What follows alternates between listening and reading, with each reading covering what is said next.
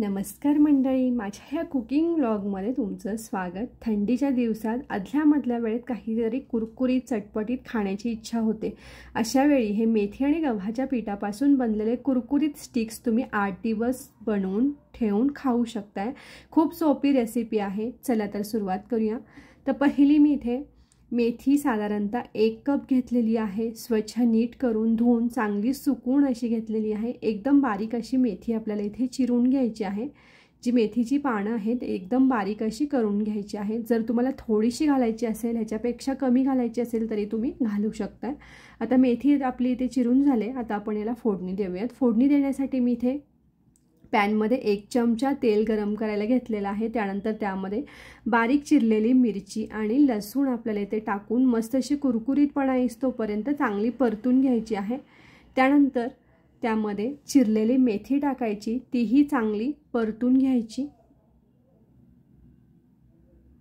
त्यानंतर त्यामध्ये चवीनुसार मीठ, अर्धा चमचा साखर आपल्याला इथे घालायची आहे, जेणेकरून कडवटपणा जो आहे तो मेथीचा निघून जाईल। आणि परत 2 मिनिटं चांगली फ्राय करून घ्यायची मेथी पॅन मध्ये। तर मेथी इथे आपली तयार झाली। चांगली फ्राय करून मी इथे मेथी ही घेतलेली आहे। आता आपण पीठ मळूया। तर पीठ मळण्यासाठी मी इथे 1 कप गव्हाचं पीठ घेतलेलं आहे। त्यानंतर पाव कप मी इथे मैदा घेतलाय, पाव कप बारीक रवा घेतलेला आहे। त्यानंतर 1 चमचा पांढरे तीळ, पाव चमचा हळद, अर्धा चमचा लाल मिरची पावडर, चवीनुसार मीठ टाकायचं आहे। खायचा जो ओवा असतो तो घ्यायचा, तो आपल्याला इथे 1 चमचा टाकायचा आहे। 1 चमचा पूर्ण मी इथे तूप घेतलेला आहे, जेणेकरून कुरकुरीतपणा येईल। आणि अगदी पाव चमचा आपल्याला इथे काळी मिरी पूड वापरायची आहे। सर्व साहित्य पिठात एकदम व्यवस्थित मिक्स करून घ्यायचं। पीठ हातावरती चांगलं चोळून घ्यायचं आहे, जेणेकरून जे तूप टाकले आणि पूर्ण मसाले टाकलेत ते पिठात व्यवस्थित मिक्स होतील। अशा पद्धतीने आपल्याला हे पीठ व्यवस्थित मिक्स करून घ्यायचं आहे। तर पीठ इथे व्यवस्थित मिक्स करून झाले। आता आपण यामध्ये जी फ्राय केलेली मेथी होती ती मेथी यामध्ये टाकून व्यवस्थित मिक्स करून घ्यायची। त्यानंतर त्यामध्ये पाणी टाकून पीठ आपल्याला मळून घ्यायचं आहे।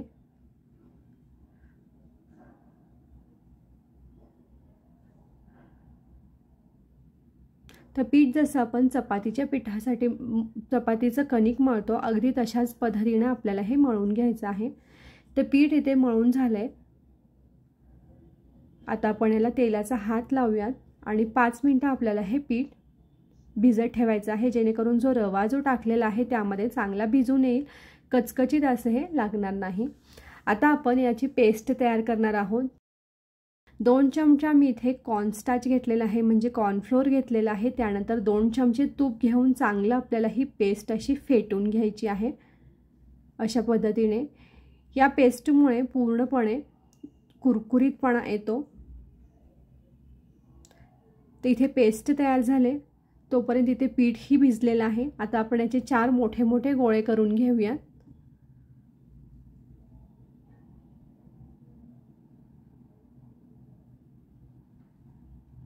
तर 4 मी इथे मोठे मोठे गोळे करून घेतलेले आहेत। आता आपण याची चपाती लाटून घेऊया। चपाती एकदम पातळ अशी लाटायची आहे, जेणेकरून जे लेयर्स आहेत ते एकदम पातळ असे हवेत आपल्याला, त्यासाठी एकदम पातळ अशी लाटायची। जाड लाटले तरी, लेयर्स टाकले तरी आतमध्ये चांगलं शिजलं जात नाही किंवा कुरकुरीतपणा येत नाही। त्यासाठी एकदम पातळ अशी आपल्याला ही चपाती इथे लाटून घ्यायची आहे। मेथीची भाजी तुम्हाला कमी हवी असेल तरी तुम्ही कमी टाकू शकताय। तर इथे चपाती लाटून झाले। आता आपण याला जी आपण तयार केलेली पेस्ट आहे ती पेस्ट पूर्णपणे लावून घ्यायची आहे। या पेस्टमुळे काय होतं की लेयर्स पडण्यासाठी मदत होते आणि कुरकुरीतपणा येतो। तर 1 ते 1.5 चमचा मी इथे साधारणतः ही पेस्ट इथे पूर्ण काटोकाट अशी चपातीला लावून घेतलेली आहे। त्यानंतर यावरती थोडंसं कॉर्नफ्लोअर, आपल्याला सुकं कॉर्नफ्लोअर भुरभुरायचं आहे, शिंपडून घ्यायचं आहे। परत हात फिरवायचा आणि दोन्ही बाजूची जी चपातीचे काठ आहे ते मध्ये घेऊन यायचे आणि त्यावरती परत आपल्याला पेस्ट लावायची, वरती कॉर्नफ्लोअरचं सुकं पीठ भुरभुरायचं। त्यानंतर आडवी एकच घडी आपल्याला याची टाकायची आहे आणि काठ याचे पूर्णपणे बंद करून घ्यायचे। चौकोनी इथे आपली लाटी तयार झालेली आहे। आता आपण ही हलक्या हाताने लाटून घेऊया। अगदी वरती हलक्या हाताने लाटून घ्यायची आहे। जास्त दाबून लाटली तर नंतर लेयर्स सुटत नाहीत किंवा लेयर्स दिसून येत नाहीत, पूर्ण खाली बसल्या जातात। आडवी अशी मी इथे लाटून परत थोडंसं त्याला पेस्ट आणि कॉर्नफ्लोअर भुरभुरून आडवी घडी घातलेली आहे। यामुळे लेयर्स भरपूर अशा पडल्या जातात आणि हलकंसं दाबून परत लाटणं थोडंसं फिरवून घ्यायचं आणि असे लांब काप आपल्याला याचे कट करून घ्यायचे आहेत। तर लांब असे काप मी इथे कट करून घेतले।